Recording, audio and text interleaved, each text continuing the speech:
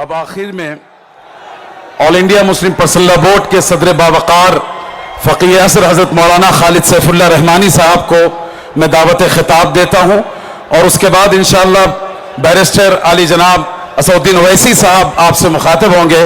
حضرت مولانا خالد سیف اللہ رحمانی صاحب۔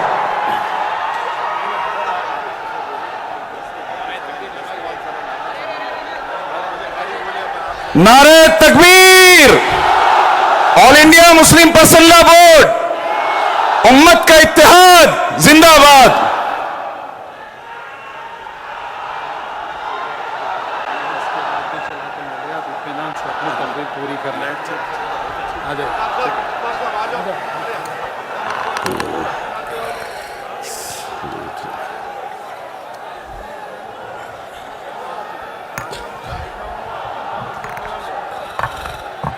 بسم اللہ الرحمن الرحیم، الحمد للہ رب العالمین، والصلاة والسلام علی سید الانبیاء والمرسلین وعلی آلہ وصحبہ اجمعین ومن تبعہم بإحسان الی یوم الدین۔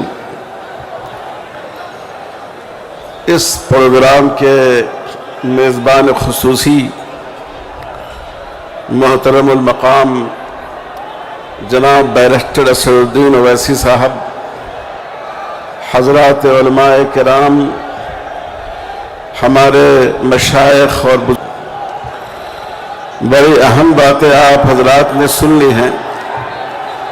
میں صرف 3-4 منٹ میں ایک دو بہت ہی ضروری بات کی طرف متوجہ کرتا ہوں۔ میری درخواست ہے کہ آپ لوگ تھوڑی دیر خاموشی کے ساتھ سن لیں۔ پہلی بات یہ ہے کہ سپریم کورٹ نے 2 شقوں میں جو وقف ترمیمی قانون پیش کیا گیا تھا، اس کی 2 شقوں پر اس نے اعتراض کیا ہے۔ وقف بائی یوزر کو قبول کر لیا ہے، اور وقف کے مینجمنٹ میں مسلمانوں کی نمائندگی ہو، اس کو قبول کرنے کا اندیہ دیا ہے۔ اس لیے اب احتجاج کرنے کی ضرورت نہیں ہے۔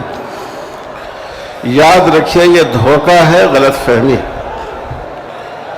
کورٹ نے اس قانون کو ابھی مکمل طور پر رد نہیں کیا ہے، بلکہ وقتی راحت دی ہے۔ ہم یہ ضرور امید رکھتے ہیں کہ ہماری عدالت عالیہ انصاف سے کام لیتے ہوئے اس پورے قانون کو رد کر دے گی، لیکن ابھی ہمیں مطمئن نہیں ہونا ہے۔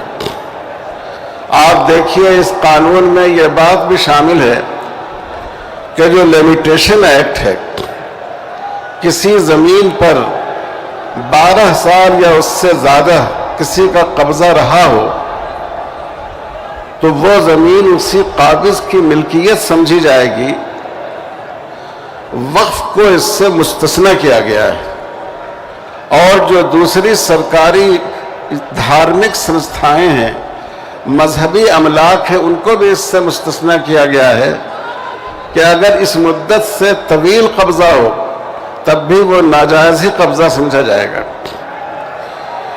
یہ 2013 کے قانون میں بھی اور اس سے پہلے عدالتوں کے فیصلے بھی موجود ہیں کہ لیمیٹیشن ایکٹ سے وقف مستثنی ہوگا۔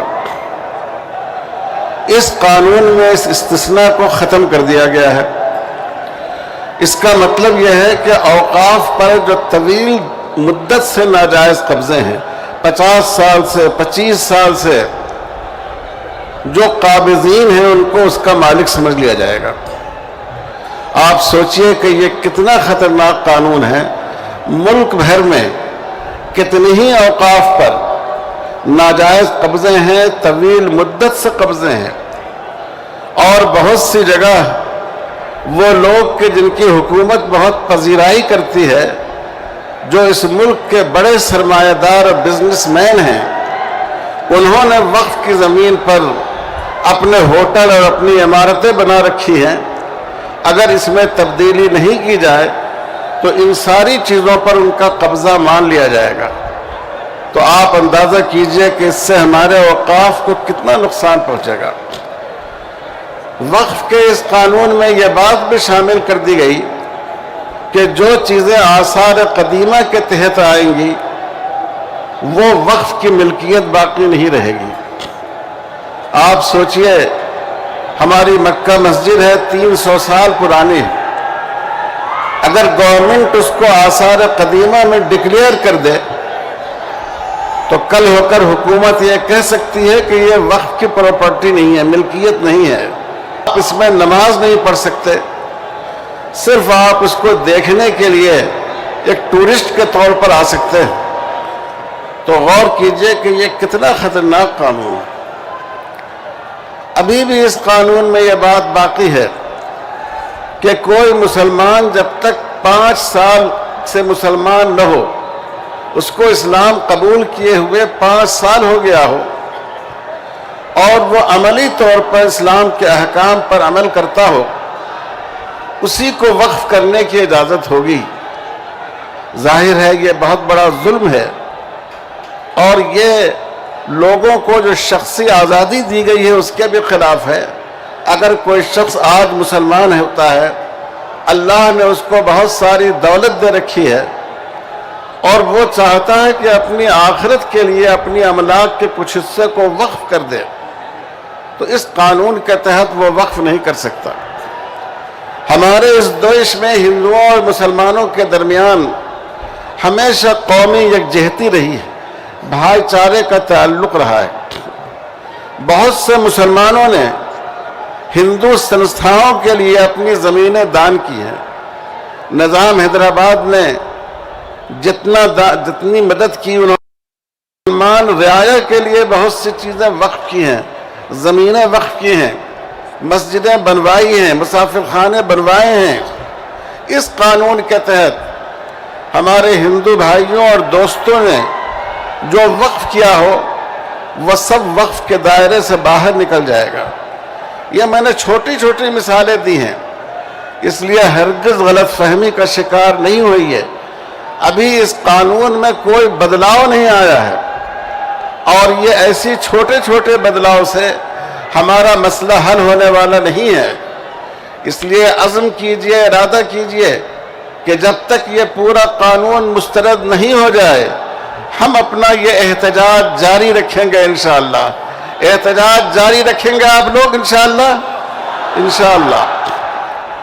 دوسری بات آپ حضرات سے یہ عرض کرنی ہے، آل انڈیا مسلم پرسنل لا بورڈ تمام مسلمانوں کا متفق علیہ پلیٹ فارم ہے۔ یہ امت کی وحدت اور اجتماعیت کی علامت ہے۔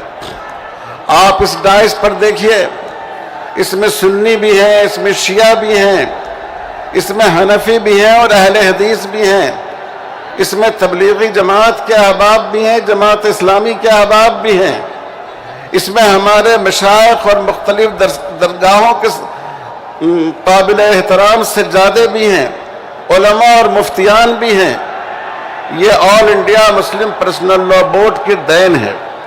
حکومت بھی چاہتی ہے اور حکومت کے کارندے بھی چاہتے ہیں کہ اس بورڈ کی قوت ٹوٹ جائے اور آپ کے دلوں سے اس کے اعتماد کو ختم کر دیا جائے۔ افسوس ہے کہ ہمارے بہت سے مسلمان نوجوان اپنی نادانی میں سوشل میڈیا کے ذریعے مسلم پرسنل لا بورڈ کو بے وزن کرنے کی کوشش کر رہے ہیں، ان کے خلاف جھوٹے پروپیگنڈے کر رہے ہیں یا جھوٹے پروپیگنڈوں کو بغیر سوچے اور تحقیق کیے اس کی تائید کر رہے ہیں۔ آپ اس فتنے سے باخبر رہیے، اس سے متنبہ رہیے۔ یہ آپ کی بہت بڑی طاقت ہے۔ ہماری طاقت ہتھیار نہیں ہے، ہماری طاقت 2 چیزیں ہیں، ہمارا ایمان اور ہمارا اتحاد۔ اگر ہماری یہ طاقت ٹوٹ گئی تو نہ ہم اپنی شریعت کو بچا سکیں گے، نہ اپنے عقیدے کو بچا سکیں گے اور نہ ہم اپنے دین کی حفاظت کر سکیں گے۔ اس لیے میں خاص کر نوجوانوں سے اور جو لوگ سوشل میڈیا پر رہتے ہیں ان سے درخواست کرتا ہوں کہ خدا کے لیے مسلمانوں کے دشمنوں اور فرقہ پرست طاقتوں کی سازش کا شکار نہ ہو جائیے۔ تیسری بات بھائیو یہ عرض کرنی ہے ہمارے اسد الدین اویسی صاحب نے پارلیمنٹ میں بہترین خطاب کیا اس موضوع پر، اور بھی بہت سے لوگوں نے، بہت سے ہمارے غیر مسلم ارکان پارلیمنٹ نے بھی بہت اچھی تقریریں کی۔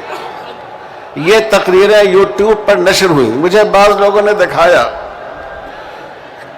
کہ یہ تقریریں جو موجودہ قانون وقف کے خلاف ہیں، ان پر جو مخالفین ہیں، جو فرقہ پرست ہیں، ان کے کامنٹ ہزاروں کی تعداد میں، اور جو ہمارے لوگ ہیں ان کی تائید میں ان کے کامنٹ نہ ہونے کے درجے میں۔ اسی طرح جب کوئی تقریر مسلمانوں کے خلاف، شریعت کے خلاف، مسلم پرسنل لا کے خلاف کی جاتی ہے اور اس کو سوشل میڈیا پر ڈالا جاتا ہے، تو یہ نفرت کے سوداگر اور فرقہ پرستی کا بیج بونے والے وہ اپنے کامنٹ کے ذریعے اس کو تقویت پہنچاتے ہیں۔ دیکھنے والا سمجھتا ہے کہ یہی رائے عامہ ہے۔ میں درخواست کرتا ہوں نوجوانوں سے، اپنے پڑھے لکھے بچوں سے، کہ یہ چھوٹا سا کام ہے لیکن اس کے ذریعے آپ اپنے موقف کو تقویت پہنچا سکتے ہیں۔ جب کوئی آواز وقف کے اس ناجائز قانون کے خلاف اٹھے، آپ بڑی تعداد میں اپنی تائید کے کامنٹ اس پر دیجئے، تاکہ دیکھنے والے یہ محسوس کریں کہ اس ملک میں انصاف پسند اور سنجیدہ لوگوں کی اکثریت یہ اس کو پسند نہیں کرتی۔ اور جب کوئی نفرت کا بول آئے تو آپ دلیل کے ساتھ مختصر الفاظ میں اس کی تردید کیجئے، چونکہ یہ زمانہ اسی کا ہے۔ رسول اللہ صلی اللہ علیہ وسلم نے نبوت کے بعد صفا کی پہاڑی سے اپنے نبوت کا اعلان فرمایا اور لوگوں کو توحید کی دعوت دی، کیونکہ اس زمانے کا میڈیا یہی تھا۔ پورے مکہ کو اگر کوئی بات پہنچانی ہوتی تو صفا کی پہاڑی سے لوگ اس کا اعلان کرتے تھے۔ آج کا جو میڈیا ہے اور جس کے ذریعے ہم زیادہ سے زیادہ لوگوں تک اپنا پیغام پہنچا سکتے ہیں، ہمیں چاہیے کہ مثبت مقصد کے لیے، بہتر مقصد کے لیے سلیقے کے ساتھ ہم اس کا استعمال کریں اور اپنی آواز پہنچائیں۔ میں اخیر میں ان تمام حضرات کا جو یہاں تشریف لائے بے حد شکر گزار ہوں۔ یہ سارے لوگ اپنی جگہ آفتاب و ماہتاب ہیں، جن کی ملاقات کے لیے، جن کی زیارت کے لیے، جن کی ایک جھلک دیکھنے کے لیے کتنے لوگ ان کی بارگاہ میں حاضر ہوتے ہیں۔ اللہ تعالی ہم آپ سب کو جزائے خیر عطا فرمائے۔ ووٹ کی آواز پر آپ تشریف لائے۔ ہم اس اسٹیج سے خاص کر اپنے ان غیر مسلم بھائیوں کا اور ان اپوزیشن پارٹیوں کا بھی شکریہ ادا کرتے ہیں بورڈ کی طرف سے، جنہوں نے اس مسئلے میں پوری قوت کے ساتھ مسلمانوں کی تائید کی اور رات کے 3 بجے تک انہوں نے اپنی نیند خراب کی لیکن پارلیمنٹ میں موجود رہے۔ اور میں پھر ایک بار مجلس اتحاد المسلمین کا اور اس کے بلند نگاہ صدر جناب بیرسٹر اسد الدین اویسی صاحب کا شکریہ ادا کرتا ہوں کہ اس اہم جلسے کی انہوں نے میزبانی فرمائی اور اتنا بڑا پروگرام یہاں منعقد ہوا۔ اگر حکومت کے پاس آنکھیں ہوں گی اور اس کی بینائی ختم نہیں ہوئی ہوگی تو وہ اس مجمع کو دیکھ کر ضرور سمجھ سکے گی کہ مسلمان کیا چاہتا ہے اور مسلمانوں کی دل کی آواز کیا ہے۔ اللہ تعالی ہم سب پر رحم فرمائے، اس ملک میں اپنی پہچان اور شناخت کے ساتھ مسلمانوں کو زندگی گزارنے کا اور رسول اللہ صلی اللہ علیہ وسلم کے دامن نبوت کو اپنے ہاتھوں میں تھام کر جینے کا موقع عطا فرمائے۔ وصلی اللہ علی خیر خلقہ محمد وعلی آلہ وصحبہ اجمعین والحمد للہ رب العالمین۔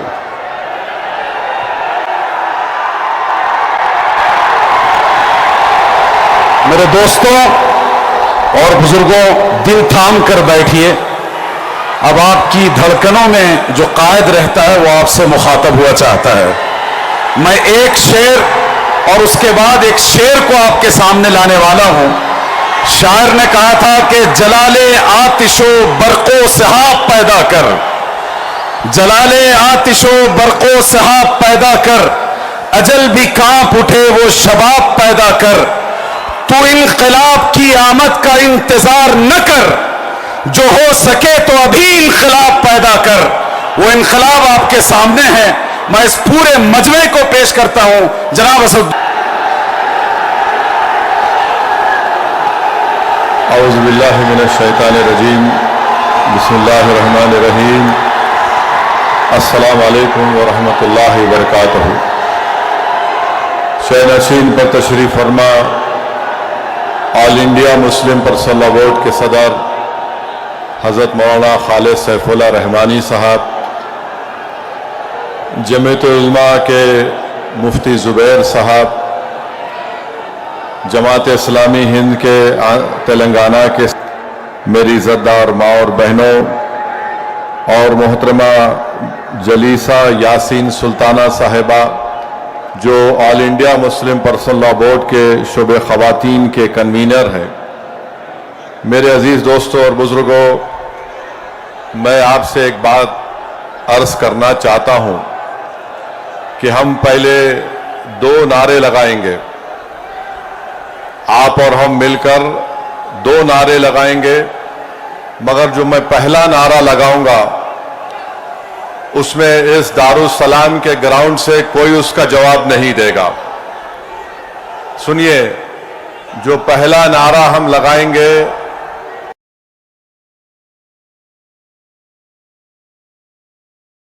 آپ بھائی صاحب آپ نعرے لگائیں گے یا سنتے ہیں بات کو؟ بیٹھیے، بیٹھو، بس کرو، خیریے۔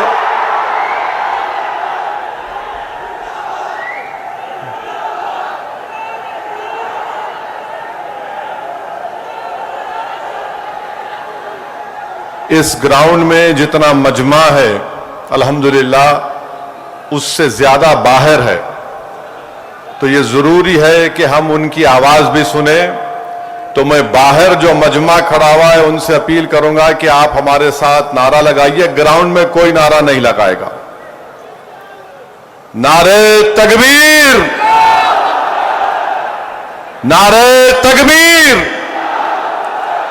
اب ہم سب مل کے لگائیں گے، نعرہ تکبیر، نعرہ تکبیر۔ اب آپ سے تیسری بات یہ کرنا ہے، آپ کے پاس سیل فون ہے، ذرا کھول کے لائٹ جلاؤ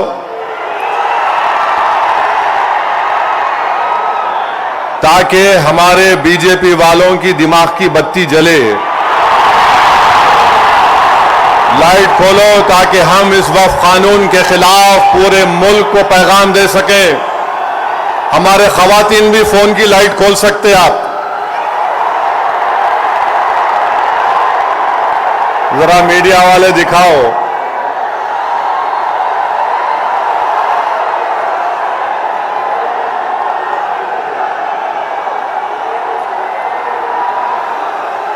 اب ذرا جیب میں رکھ لو فون کو۔ آپ سے اہم بات یہ کہہ رہا ہوں کہ اب جب جلسہ ختم ہو کے یہاں سے آپ نکلیں گے، آپ لوگ پرامن طریقے سے اپنے اپنے مقامات کو جائیں گے۔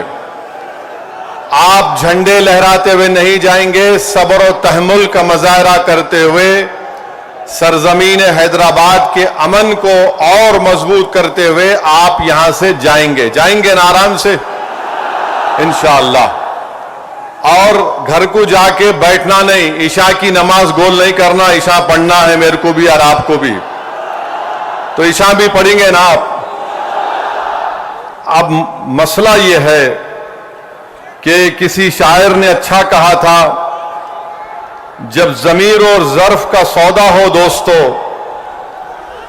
جب ضمیر و ظرف کا سودا ہو دوستو، قائم رہو حسین کے انکار کی طرح۔ میں آپ کو یہ بتانا ضروری سمجھتا ہوں کہ اس قانون کے خلاف all India Muslim personal law board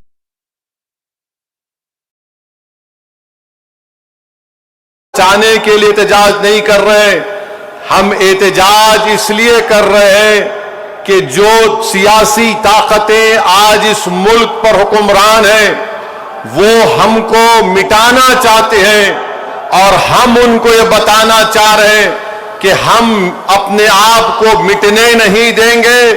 انشاءاللہ تعالی جمہوری طریقے سے تم مٹ جاؤ گے۔ ہم ان کو بتانا چاہ رہے ہیں کہ ہم جھکنے والے نہیں ہیں۔ ہم انگریزوں کی 200 سال کی غلامی کو قبول نہیں کیے، تو ہم تمہارے اقتدار میں تم جو بیٹھے ہو اور تم ایسے قانون بنا رہے ہو جو ہمارے آئین اور سمویدھان کے فنڈامنٹل رائٹ کے خلاف ہے۔ میں نے پارلیمنٹ میں اس قانون کو پھاڑا تو صرف اپنے طور پر نہیں پھاڑا، بلکہ بھارت کے غیور تمام ہندوستانیوں کی طرف سے اس قانون کو پھاڑا، جو ہندو بھی ہے، مسلمان بھی ہے، سکھ بھی ہے، عیسائی بھی ہے، جو آج بھی اس ملک کی خوبصورتی کو پہچانتے ہیں۔ بھارت کی خوبصورتی اس کا اتحاد ہے، بھارت کی خوبصورتی اس کا بھائی چارہ ہے، بھارت کی خوبصورتی نریندر مودی نہیں ہے میرے عزیز دوستوں اور بزرگوں۔ بھارت کی خوبصورتی اس کا بھائی چارہ ہے، بھارت کی خوبصورتی اس کی مسجد بھی ہے، مندر بھی ہے، درگاہیں بھی ہے، خانقاہیں بھی ہے، اور جو لوگ اس بھائی چارگی کو ختم کرنا چاہتے ہیں وہ بھارت کو کمزور کر رہے ہیں۔ تو ہمارا احتجاج اس لیے بھی ہے کہ وہ لوگ جو ہم کو صف ہستی سے مٹانا چاہتے ہیں، ہم ان کو پیغام دینا چاہتے ہیں کہ ہم مٹنے والے نہیں ہیں۔ میں بار بار کہہ چکا ہوں، جب تک ہم دنیا میں زندہ ہے قیامت نہیں آئے گی۔ جس دن ہم چلے جائیں گے سور پھونکا جائے گا، یاد رکھو۔ اور اگر بی جے پی یہ سمجھ رہی ہے کہ انہوں نے 2014 میں اقتدار پر آئے تو پہلے ٹرپل طلاق کا ایسا قانون بنایا جو مسلم خواتین کے خلاف بنایا، پھر اس کے بعد انہوں نے CAA کا قانون مذہب کی بنیاد پر بنایا، پھر اس کے بعد انہوں نے UAPA کے قانون کو گندے طریقے سے اس کو اور طاقتور بنا دیا، پھر اس کے بعد انہوں نے مذہب تبدیلی کا قانون اپنی بی جے پی جہاں پر اقتدار میں ریاست میں بنایا، پھر اب وہ یونیفارم سول کوڈ بنانے کی بات کر رہے ہیں۔ 11 سال سے نریندر مودی صرف مسلمانوں کی مذہبی شناخت پر حملہ کر رہے ہیں۔ 11 سال سے نریندر مودی صرف مسلمانوں کی مسجدوں کو چھیننے کی کوشش کر رہے ہیں۔ 11 سال سے نریندر مودی مسلم خواتین کو طاقتور بنانے کے بجائے ان کے سروں سے حجاب کو چھین رہے ہیں۔ 11 سال سے نریندر مودی بلڈوزروں کے ذریعے سب سے زیادہ دلت اور مسلمانوں کے گھروں کو توڑ دیا۔ اب یونیفارم سول کوڈ کے نام پر ہماری شریعت کو ہم سے چھیننا چاہتے ہیں۔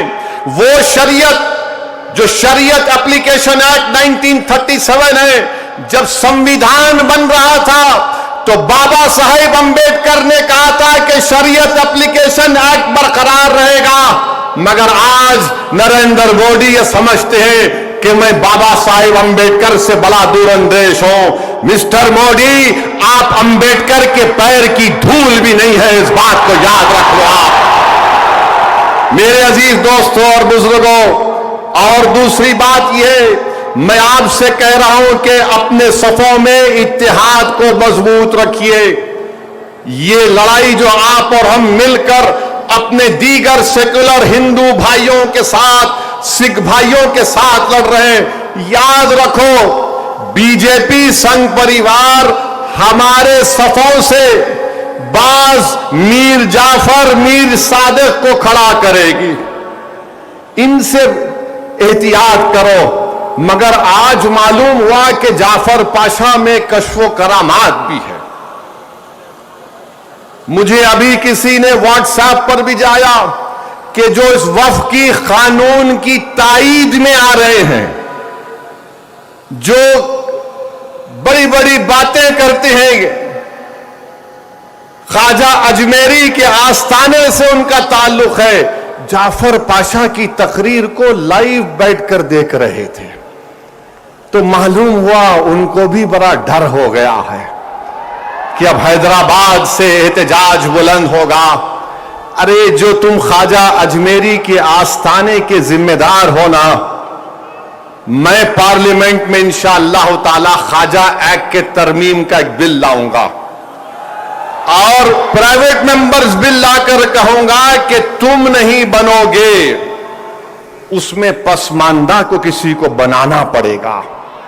تم تائید کرو گے، میں تو لا رہا ہوں پرائیویٹ ممبرز بل آئندہ سیشن میں، تم دیکھنا. ارے تم لوگ کتنا گر سکتے ہو، تم کتنا گر سکتے ہو، کم سے کم اس آستانے کی نسبت کا تو لحاظ رکھ لو.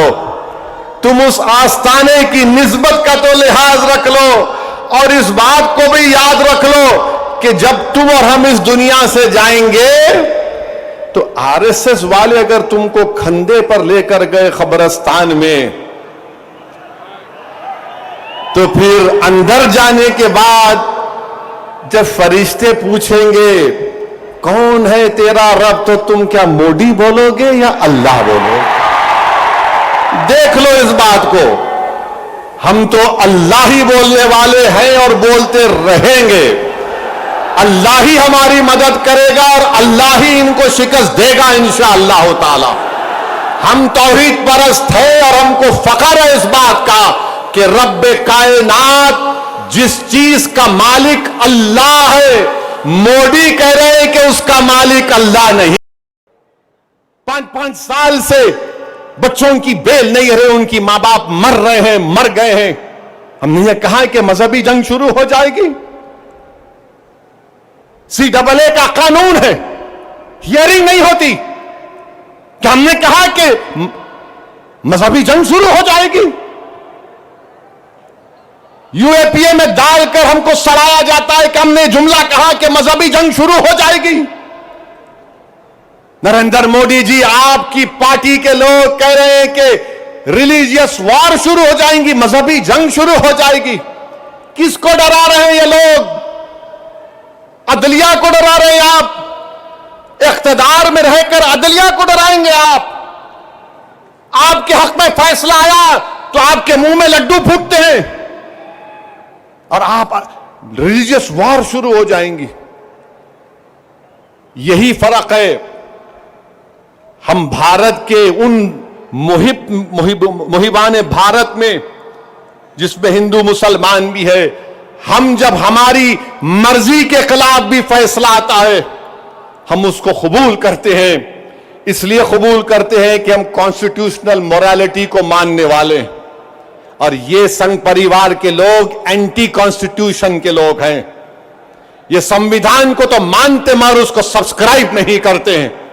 یہ فرق ہے بھارت کے اصلی ناگرک میں اور ان لوگوں میں جو نیشنلزم کے جھوٹے دعوے کرتے ہیں اور کہتے ہیں کہ ریلیجیس وار، جو کہتے ہیں کہ اگر کوڈ قانون بنائے گا تو پارلیمنٹ کو بند کر دو. ارے اگر تم پارلیمنٹ میں بیٹھ کر اپنی عددی طاقت کی بنیاد پر مجھے مٹانے کا قانون سمویدھان کے خلاف بناؤ گے تو میرے پاس چارہ کیا بچتا ہے کہ میں عوام میں جاؤں گا اور پھر کورٹ کو جاؤں گا. ہم کورٹ کو گئے، عوام میں بھی جا رہے ہیں. نہیں، کورٹ قانون کیسے بنائے گا؟ ارے ظالموں، سپریم کورٹ کا ججمنٹ قانون کا موقف رکھتا ہے. پڑھو، تم لوگ ٹیوب لائٹ ہو، تم لوگ تھمز اپ ہو، تمہارے دماغ میں ایک ہی بات بیٹھا ہوا ہے، نہیں مودی ہے تو خدا ہے. ارے خدا تھا، ہے اور رہے گا اسی کا نام. آئین ہے اور رہے گا، مگر اس طرح دھمکی دینا عدالت کو اور پھر گورنر پریزیڈنٹ کو بول رہے ہیں، بولے ان کو بول رہے ہیں اگر نہیں کرے تو قانون بن جائے گا. ارے 142 کیا ہے پیارے؟ 142 آئین کا بنانے والا امبیڈکر ہے. امبیڈکر میں تمہارے سے زیادہ دور اندیشی تھی.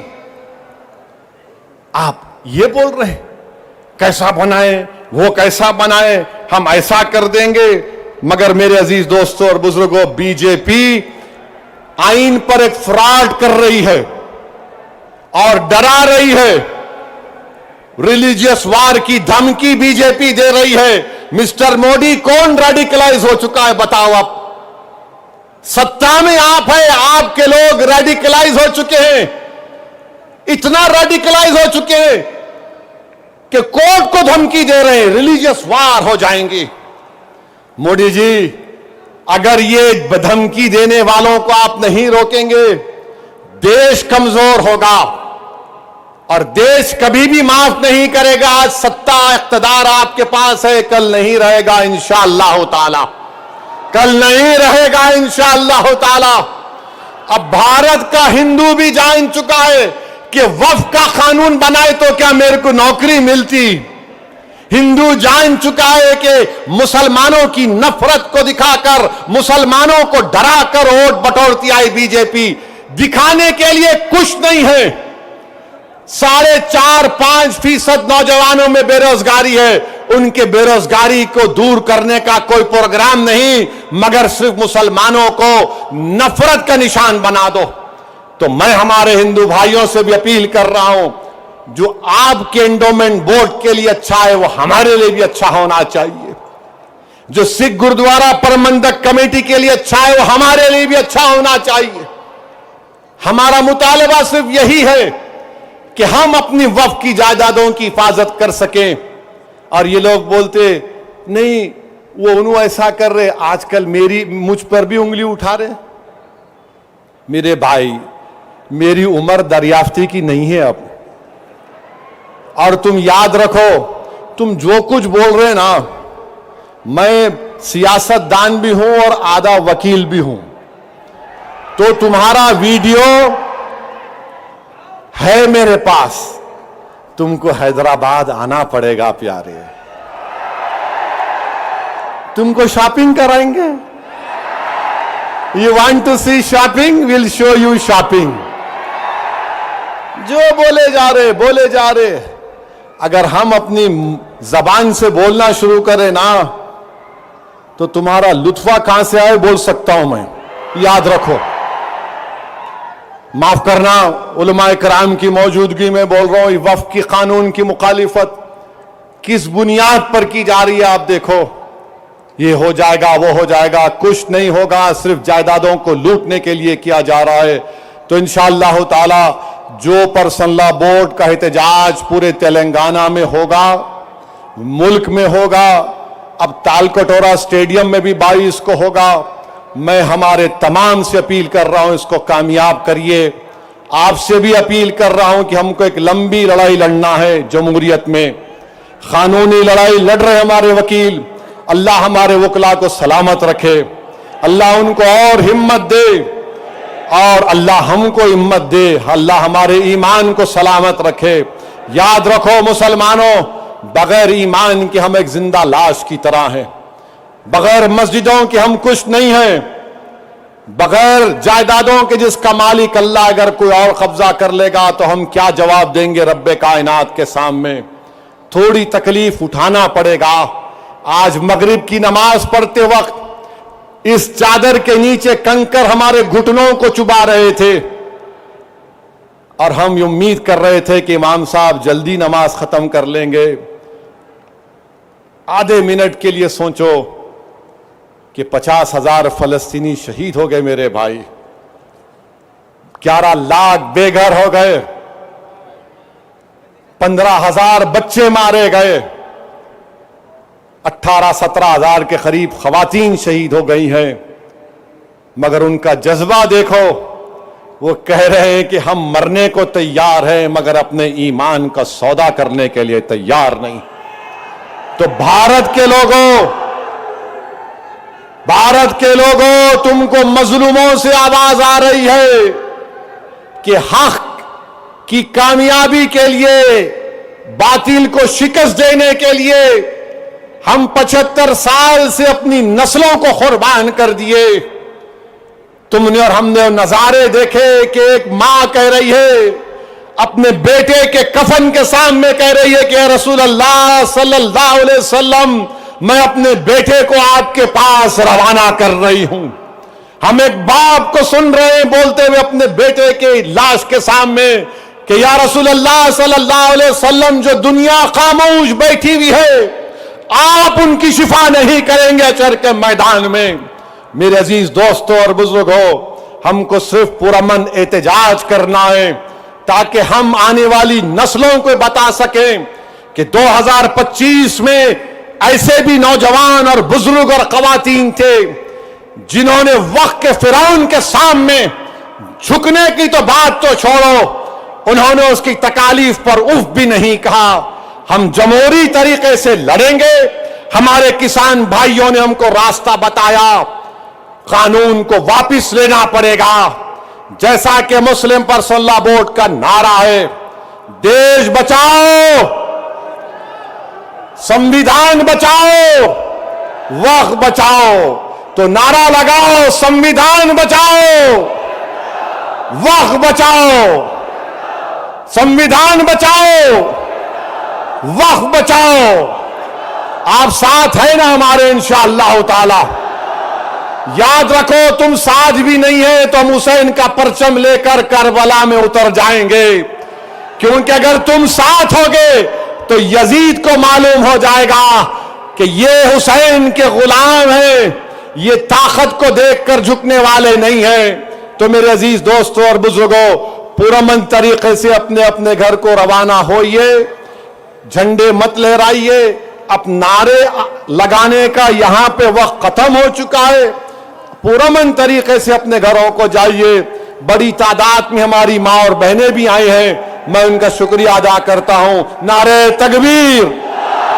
السلام علیکم ورحمۃ اللہ وبرکاتہ۔